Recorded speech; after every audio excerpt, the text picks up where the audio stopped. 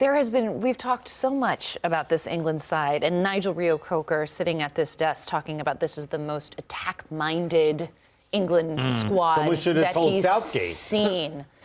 So when you have, I can't remember what the numbers are, but there were just no chances. There were hardly any chances created in this. Did that surprise you for their opening match that there wasn't more of an offensive presence? I think you have to look at it the whole picture, and people weren't giving Serbia enough credit for the side that they are. Okay. And how difficult they are to break down.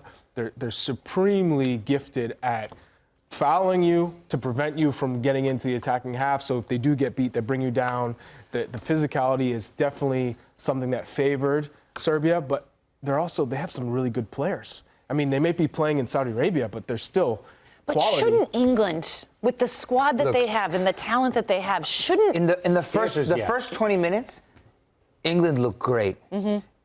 Serbia didn't sniff the ball. They couldn't get close. They looked bad. They looked like it was trending towards more of a Germany scoreline just because of the utter dominance of the ball and the control that England had. But once they scored, I don't know if it was deliberate. That's a question for Southgate. They dropped off the ball. They gave it to Serbia, and Serbia really evened it out towards the end of the match, especially at the beginning of the second half. It was anybody's game at that point. Southgate has proven that he's going to be conservative in these tournaments, and it's you have a squad now where it almost invites you to stop being that way. You know, you don't see Harry Kane dropping off to get the ball anymore and try to get involved. You see him waiting up top. And part of me is just like, what is happening? Why so few touches? Why are you letting this just go by? Why are you letting Serbia get back in this match? And that's exactly what happened from time to time. I'll give their backline credit. England's backline stopped Serbia from really getting any great chances. Serbia looked out of it, a lot of long-range shots. But for the most part, this should have been England's moment where they were typically so bad in the first match of a major tournament that it's almost a running joke. Finally, you're up a goal and things look good. Yo, put the foot down on the throttle. Go for it. At the end of the day, a win is a win. They get all 3 points. But we learned a lot. Okay, so what was the biggest thing that we learned? Gareth Southgate, the hesitancy he has in making changes that need to be changed. So Phil Foden, what do you always say about money?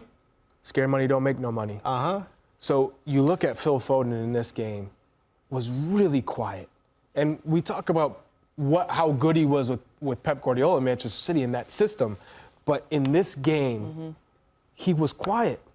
And you need to make that change early. The midfield, like you pointed out, they lost control. So you needed another presence to stabilize that midfield because Trent Alexander-Arnold, as gifted as he is with the ball and you're attacking, and if you have possession, then he becomes a real asset. But if you don't, he gets pulled out of positions. He's not the breakup plays kind of guy in the midfield. So bringing a Conor Gallagher earlier would have suited England. Jared Bowen looked good when he came onto the field. And so my thing is, you need to make those substitutions early and those tactical changes earlier, and he didn't. He got lucky that Serbia didn't score because if they would have scored and made it 1-1 before those subs, you would have said Serbia deserved to equalize. 100%. Yeah. What is the difference between a guy like Phil Foden, right, who he was completely irrelevant in this match. He was playing at such a high level, arguably like the best player in the world at the end of the club season.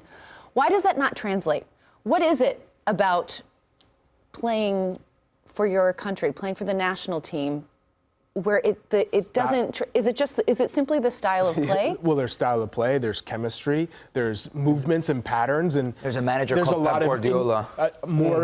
It seemed like it was more individual with this English side than obviously it is with Manchester City when you're low with talent, but everyone's working in the same direction, and you have Rodri kind of pulling the strings.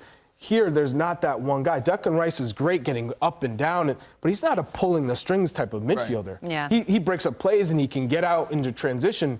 But in terms of who's making the game for England, there isn't someone who's saying, guys, I'm going to spread the ball out. I'm going to move it. Even a player like Jude Bellingham, it was more him doing all the work himself or trying to create for himself. Yeah. But you saw Jude, young guy, a real opportunity to step into a spotlight, and he took that opportunity. He went. He made himself incisive. He went out and asked for the ball. He asked for those opportunities.